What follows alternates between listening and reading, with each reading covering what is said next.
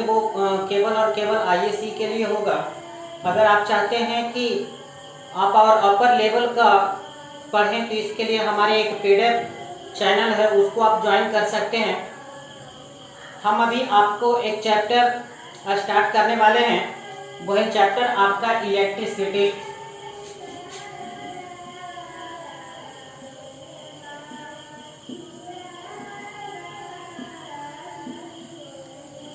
सबसे पहले हम जानेंगे कि इलेक्ट्रिसिटी है क्या। तो जिस प्रकार से पेड़ की एक टहनी जो है पेड़ की शाखा कहलाती है, ठीक उसी प्रकार से इलेक्ट्रिसिटी जो है यह भौतिक विज्ञान की एक शाखा है। तो भौतिक विज्ञान की यह शाखा में हम अध्ययन किसका करते हैं? तो भौतिक विज्ञान की वह शाखा जिसके अंतर्गत हम आवेश का अध्ययन करते हैं, चार्ज, स्टडी अबाउट चार्ज।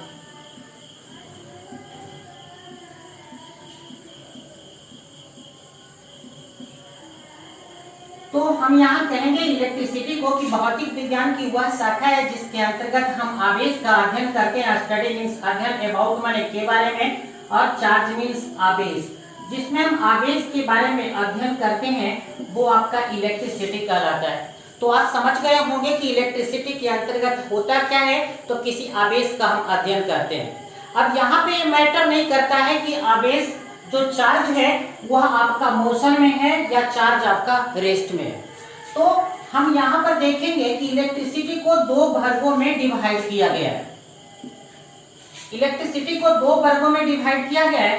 पहला इसका पार्ट है इलेक्ट्रोस्टैट और दूसरा इसका पार्ट है इलेक्ट्रिक करंट।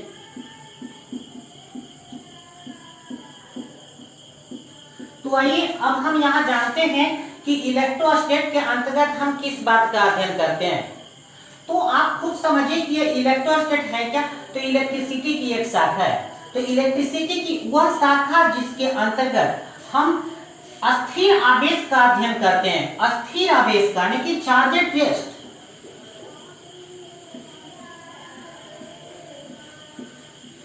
अस्थिर आवेश का अगर आप अध्ययन करेंगे तो वो आपका इलेक्ट्रोस्टैट के अंतर्गत होता है, यानी कि वो इलेक्ट्रोस्टैट कहलाता है। और इलेक्ट्रिक करंट में क्या होता है कि यह भी इलेक्ट्रिसिटी का एक पार्ट है जिसके अंतर्गत हम गतिशील आवेश का अध्ययन करते हैं। गतिशील आवेश, इसका मतलब होता है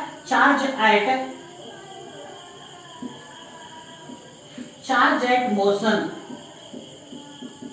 तो मेरे भाई सिंपल सा फंडा है, कोई बड़ा ऐसा कोई है नहीं। आपको इसका जो है लिखा हुआ आपके व्हाट्सएप ग्रुप में सेंड कर दिया जाएगा, या आप हमारे Telegram clear concept of physics Bakhtiyarpur से भी आप ले सकते हैं। इसका पीडीएफ अवेलेबल है। तो यहाँ पे जानेंगे कि इलेक्ट्रिसिटी क्या है। तो भौतिक विज्ञान की एक शाखा है जिसमें हम आवेश के बारे में अध्ययन करते हैं। इलेक्ट्रिसिटी को दो वर्गों में डिवाइड किया गया है। पहला है आपका इलेक्ट्रोस्टैट और दूसरा है आपका इलेक्ट्रिक करंट। इलेक्ट्रोस्टैट के अंतर्गत हम वैसे आवेश का अध्ययन करते हैं जो अस्थिर हो, और इलेक्ट्रिक करंट के अंतर्गत हम वैसे आवेश का अध्ययन करते हैं जो आपका आवेश गतिशील हो। अब ये पूरा देखने से आपको ये पता चल रहा होगा कि आप इसका तब अध्ययन कर पाएंगे जब आप किसका अध्ययन कर पाएंगे, चार्ज के बारे में, कि चार्ज होता क्या है। तो देखिए, चार्ज किसी वस्तु से उत्पन्न होता है। हम आपको आज जो चैप्टर स्टार्ट करने वाले हैं वो चैप्टर है आपका इलेक्ट्रिक करंट। आपके मन में एक सवाल उत्पन्न हो रहा होगा कि आप सर इलेक्ट्रिक करंट को क्यों स्टार्ट कर रहे हैं, इलेक्ट्रोस्टैट को क्यों नहीं स्टार्ट कर रहे हैं। तो इलेक्ट्रोस्टैट को स्टार्ट नहीं करने का वजह यह है कि कुछ बैच में हम इलेक्ट्रोस्टैट को पढ़ा चुके हैं, तो कुछ बैच में हम ऑप्टिक्स को पढ़ा चुके हैं। तो हम अभी वैसे चैप्टर को पढ़ाना चाह रहे हैं जो कोई भी बैच में पढ़ाया नहीं गया हो। दैट मीन्स यही कारण है कि हम इलेक्ट्रोस्टैट को नहीं पढ़ा रहे हैं। हम आपका स्टार्ट करने वाले हैं इलेक्ट्रिक करंट। लेकिन मेरे प्यारे दोस्तों, इलेक्ट्रिक करंट को स्टार्ट करने से पहले कुछ बाधाएं आएगी हमें, जैसे चार्ज के बारे में। अगर आप इलेक्ट्रोस्टैट पढ़ लिए होते तो आप चार्ज के बारे में अच्छे कुछ जान सकते थे कि चार्ज होता क्या है, आवेश होता क्या है और इसके क्या क्या प्रॉपर्टीज हैं। और यहाँ पे जब हम डायरेक्ट आपको इलेक्ट्रिक करंट स्टार्ट करेंगे तो यहाँ पे प्रॉब्लम्स ये होगी कि आप ये नहीं जान पाएंगे कि चार्ज होता क्या है। ठीक है, हम भी इसका वीडियो हम जस्ट ही अपलोड कर देंगे इलेक्ट्रोस्टैट का, आप टेंशन ना ले। लेकिन ये प्रॉब्लम्स नहीं हो इसके लिए हम आपको बताने जा रहे हैं चार्ज के बारे में। तो आइए कुछ जानते हैं चार्ज के बारे में। तो भैया चार्ज होता क्या है? तो चार्ज का हिंदी शब्द है आवेश, इसका एसआई मात्रक कूलम्ब होता है। ठीक है, अब हम जानेंगे यहाँ पे कि चार्ज क्या होता है। तो चार्ज किसी वस्तु से उत्पन्न होता है। ठीक है, चार्ज की कुछ प्रॉपर्टी है कि charge is associated with mass. कहता है चार्ज जो है वैसी वस्तु में ही आपको संभव है जिसमें द्रव्यमान हो, यानी कि कहा जा सकता है कि बिना द्रव्यमान का चार्ज संभव नहीं है। चार्ज है tendency to outer surface of the metals. Charge की एक टेंडेंसी है कि अगर मान लेते हैं कि ये कोई मेटल्स है, मेटल्स का मतलब धातु है, कोई भी धातु हो सकता है, तो चार्ज हमेशा इस मेटल के बाहरी सतह पे रहता है। चार्ज है tendency to outer surface of the metals, याद रखिएगा। चार्ज में और क्या है कि charge is invariant. Charge is invariant कहने का मतलब होता है कि चार्ज को आप क्या करोगे कि किसी धागे से बांधकर आप अगर घुमाओ तो घुमाने से उसका आवेश बदलता नहीं है। ऐसा नहीं कि आप समझ लें कि कोई वस्तु है जिसमें चार्ज आपको 5 कूलम्ब का है, ठीक है, और आपने उसको धागे से बांधकर घुमाया है, तो ऐसा नहीं कि उसका आवेश 5 कूलम्ब से ज्यादा हो जाएगा या 5 कूलम्ब से कम हो जाएगा। दैट मीन्स इसको कहते हैं चार्ज इज इनवेरिएंट। चार्ज जो है आपका नहीं होता है। दूसरी बात एक और आप याद रखोगे कि चार्ज इज ट्रांसफरेबल। चार्ज जो होता है परिवर्तनशील होता है। चार्ज परिवर्तनशील होता है, इसका मतलब क्या है कि चार्ज का जो ट्रांसफर होता है ना, आवेश का ट्रांसफर जो होता है high voltage to low voltage होता है, यानी कि उच्च विभव से निम्न विभव की ओर होता है आवेश का स्थानांतरण। अब आप इसको नहीं समझ पा रहे तो चलिए इसके लिए मैं बहुत अच्छा एक एग्जांपल देता हूं। ठीक है, देखिए ये आपका कोई बैटरी है जो 10 वोल्ट का है। ठीक है, ये आपका कोई बैटरी है जो आपका 5 वोल्ट का है। आपने क्या किया है कि इसके प्लस से इसके प्लस को ऐड कर दिया, इसके माइनस से इसके माइनस को ऐड कर दिया। तो प्रॉब्लम यहाँ पे है कि आवेश आपका कहां से कहां जाएगा। तो आवेश जो होता है उच्च विभव से निम्न विभव की ओर जाता है। तो उच्च विभव क्या है? यहाँ पे उच्च विभव है। उच्च विभव का मतलब हाई वोल्टेज है। यहाँ पे क्या है? तो निम्न वोल्टेज है, निम्न विभव है। तो आवेश का जो प्रवाह होगा वो हाई वोल्टेज टू कहां होगा? लो वोल्टेज होगा। इसका मतलब है कि 10 वोल्ट वाली बैटरी से 5 वोल्ट वाली बैटरी में आवेश यानी कि चार्ज ट्रांसफर होगा, और ये तब तक होता रहेगा जब तक कि दोनों का आवेश सेम नहीं हो जाए। दैट मीन्स मान लेते हैं कि पहले से इसकी जो गति है Q1 रही है और बाद इसकी आवेश Q2 रही है, तो ये तब तक प्रोसेस चलता रहेगा आवेश ट्रांसफर का जब तक ये दोनों का आवेश सेम ना हो जाए। ठीक है, तो आप समझ रहे होंगे, यहाँ से आप सीख लिए होंगे कि चार्ज इज ट्रांसफरेबल। आवेश जो होता है वो परिवर्तनशील होता है, और आवेश का परिवर्तन जो है उच्च विभव से निम्न विभव की ओर होता है। तो अभी आप पढ़ रहे हैं आवेश, लेकिन आपके दिमाग में कहीं ना कहीं ये बात चल रही होगी कि how many kinds of charge. आवेश सर कितने प्रकार के होते हैं? मेरे भाई हम आपको बता देते हैं कि आवेश जो है, चार्ज जो है वो 3 प्रकार के होते हैं। देखिए चार्ज जो है 3 प्रकार के होते हैं, सभी लिखे हुए आपको मिल जाएंगे। ठीक है, तो चार्ज 3 प्रकार के होते हैं। पहला है आपका पॉजिटिव चार्ज, पहला है आपका पॉजिटिव चार्ज, और दूसरा है आपका नेगेटिव चार्ज, और तीसरा है आपका न्यूट्रल चार्ज।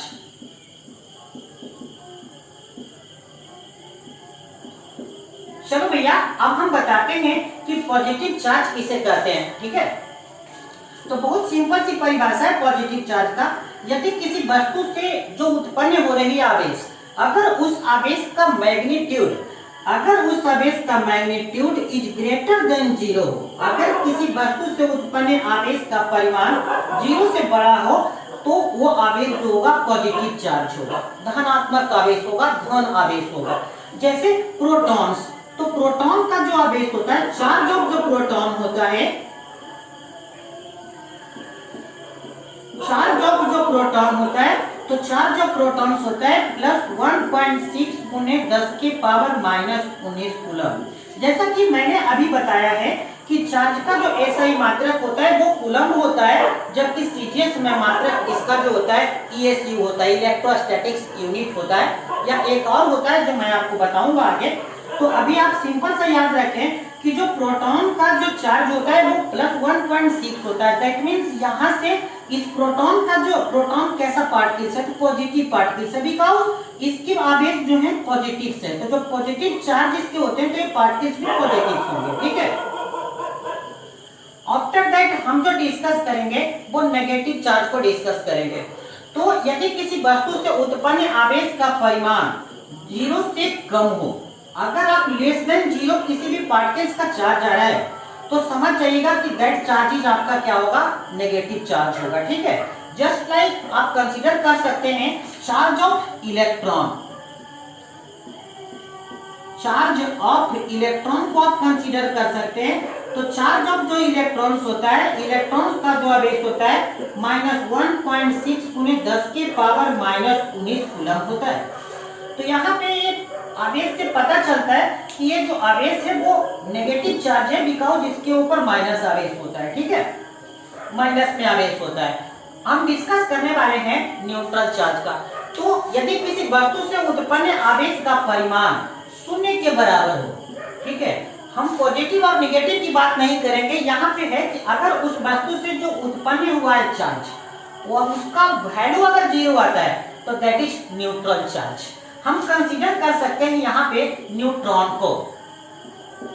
तो न्यूट्रॉन का जो चार्ज होता है वो 0 होता है, ठीक है। That means charge of neutrons जो होता है वो 0 होता है, and that is example of neutral charge. Okay, तो today I am discuss about electricity and I said that कि there are 2 kinds of electricity, first is electrostat and second is electric current.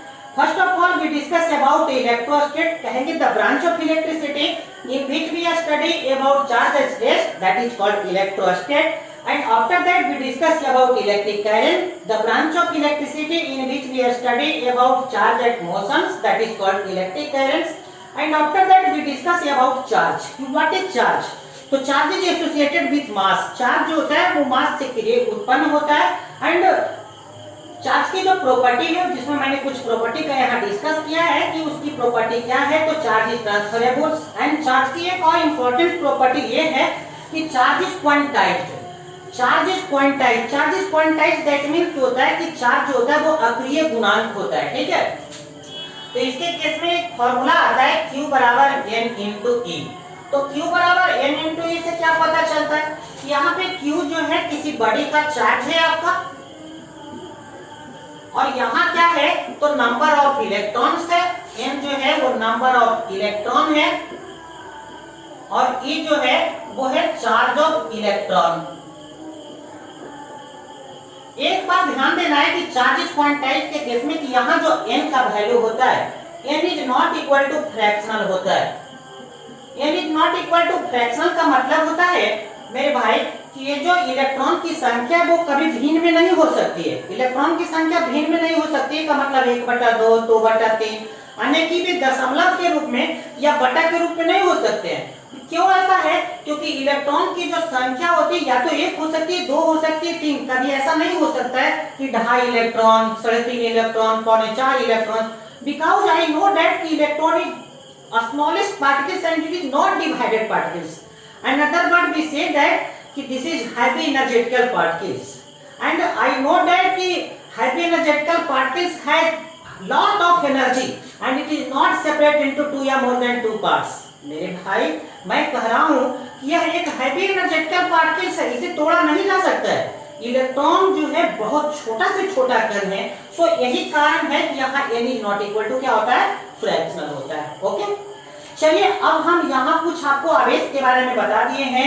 आप याद रखिएगा कि आवेश का SI मात्रक coulomb होता है।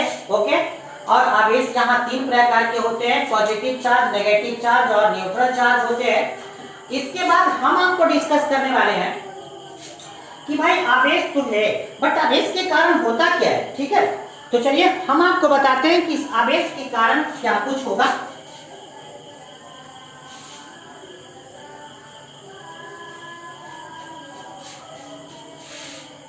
तो देखिए आपका क्या है कि मान लेते हैं कि यहाँ पे कोई चार्ज पार्टिकल्स है, ठीक है। तो अगर यहाँ पे कोई चार्ज पार्टिकल्स है तो कोई चार्ज पार्टिकल्स के चारों ओर एक ऐसा एरिया हो जाता है, इस चार्ज पार्टिकल्स के चारों ओर एक ऐसा एरिया हो जाता है जिस एरिया के अंतर्गत हम अगर दूसरे आवेश को लाए ना, अगर इसके अंदर हम दूसरे आवेश को लाते हैं तो ये आवेश क्या करता है कि इस आवेश को या तो अपनी ओर अट्रैक्ट करता है, या तो ये अपनी ओर अट्रैक्ट करेगा, या ये आवेश इसको जो है बाहर की ओर क्या करेगा, रिपेल करेगा। ठीक है, तो ये अट्रैक्शन का हुआ और ये हुआ रिपेल करता है। तो इसका क्या मतलब हुआ? इसका तो मतलब यही हुआ कि अगर किसी आवेश के बगल में हम कोई दूसरी आवेश को लाते हैं तो इस आवेश के ऊपर आखिर एक फोर्स क्यों जनरेट हो जाता है? तो इसके फोर्स जनरेट होने का कारण है कि इस आवेश के चारों ओर एक ऐसा क्षेत्र बन जाता है जिस क्षेत्र में ये किसी आवेश को या तो आकर्षित कर सकता है या प्रतिकर्षित कर सकता है, तो हम इस क्षेत्र को इलेक्ट्रिक फील्ड कहते हैं। इलेक्ट्रिक फील्ड कहते हैं। इलेक्ट्रिक फील्ड का मतलब होता है वैद्युत क्षेत्र। तो वैद्युत क्षेत्र इसको भाई हम ई वेक्टर से सूचित करते हैं। तो बहुत याद रखने वाली बात है कि वैद्युत क्षेत्र को हम किससे सूचित करते हैं? ई वेक्टर से। और वैद्युत क्षेत्र होता क्या है? तो इसका परिभाषा हुआ कि किसी आवेश के चारों ओर का वह क्षेत्र जहां तक वो आवेश किसी को अपनी ओर आकर्षित कर सकता है या प्रतिकर्षित कर सकता है, हम उस क्षेत्र को वैद्युत क्षेत्र कहते हैं। अब आपके दिमाग में होगा कि सर हम इसे कैसे फील कर सकते हैं, हम कैसे अनुभव कर सकते हैं कि किसी आवेश के कारण इलेक्ट्रिक फील्ड है या इलेक्ट्रिक फील्ड नहीं है। मेरे भाई आप यहाँ ध्यान दीजिए कि इसका एक समझने का बहुत सिंपल सा ट्रिक्स है कि आप यहाँ पर क्या कीजिए कि एक धन आवेश को ले लीजिए। मान लेते हैं कि वो धन आवेश Q है और इसके क्षेत्र में कोई दूसरी आवेश को धीरे धीरे इसकी ओर लाएं।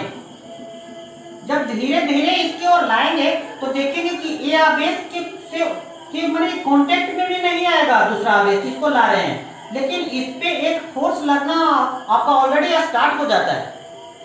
यानी कि ये इसको ऊपर या तो खींचना स्टार्ट कर देता है या इसको ढकेलना आपका स्टार्ट कर देता है। तो आप खुद समझ सकते हैं कि आखिर ऐसा क्यों हो रहा है। मैंने इसके कांटेक्ट में नहीं लाया है, यह दूर ही है, फिर भी यह आपका इसको अट्रैक्ट कर रहा है, इसको रिपेल कर रहा है। क्यों? तो इसका कारण बस यही है कि इसकी कोई ना कोई कुछ ऐसा क्षेत्र है जहां तक ये अपनी पूरी ताकत लगा रहा है, पूरी क्षेत्र जो है उसके ऊपर एक फोर्स लगा रहा है। लेकिन इसके क्षेत्र से जब हम इसको दूर लेके चले जाते हैं तब देखते हैं कि भैया इस आवेश के ऊपर कोई बल नहीं लग रहा है। तो इससे हम ये कैलकुलेट कर लेते हैं कि भैया इस आवेश के कारण सभी जगह पे फोर्स नहीं लगते हैं, कुछ ही जगह पे फोर्स लगते हैं, और वही जो जिस जगह पे फोर्स लगते हैं उस क्षेत्र को हम वैद्युत क्षेत्र कहते हैं। ठीक है, तो देखिए ये तो हो गया कि किसी आवेश के कारण वैद्युत क्षेत्र को आप कैसे समझ सकते हैं। लेकिन यहाँ मैटर है कि मान लेते हैं कि आपको कहीं पर